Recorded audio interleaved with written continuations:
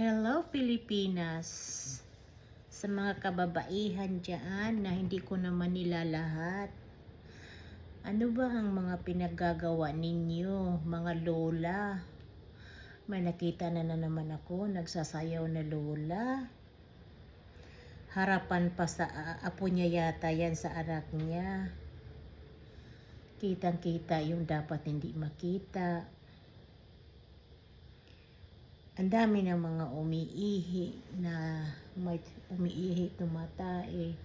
Dapat yan ay nire-report yan kay Facebook kasi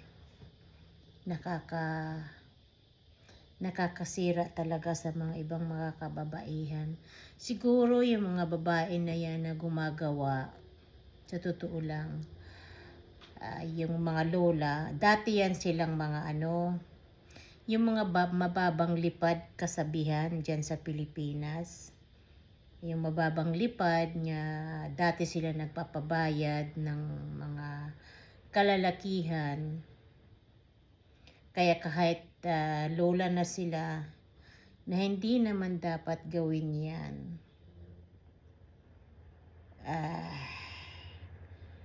Ang laki ng lumalabas ng mga hindi dapat lumabas. Mayroon nagsasayaw na tinatanggal niya yung panty.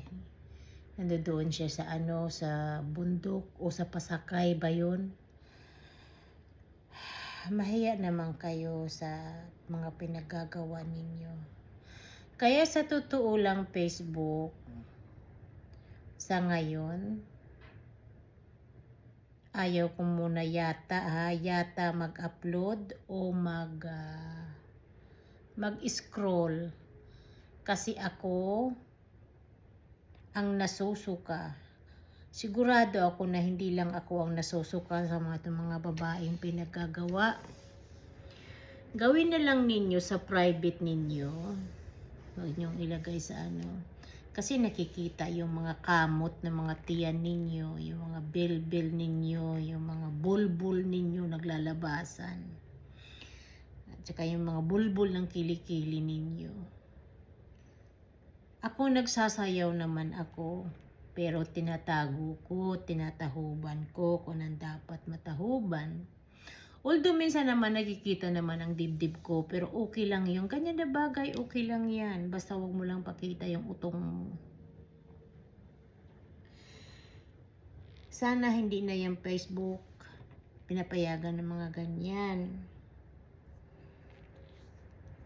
Kasi nakakasuka talaga sa totoo lang tingnan. Kaya minsan pag nakita ko, bahala na, parehas kaming dalawang tamaan. Hindi ko talaga tinatapos yung panunood kung ano man ang ginagawa nitong mga kababaihan ng mga bababang lipad.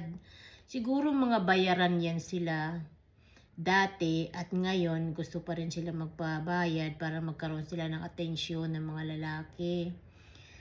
Para kumuntak yung mga lalaki.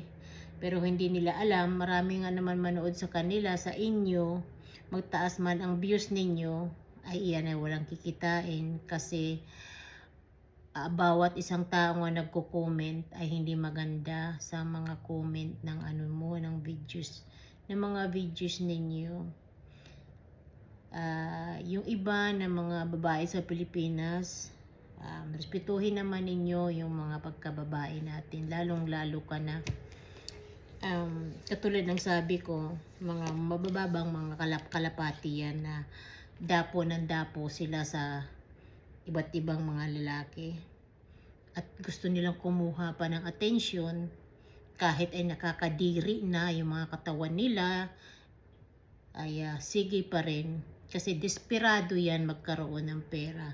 Baka sakali mayroon pang magkamali na lalaki na magbayad sa kanila. I'm sorry.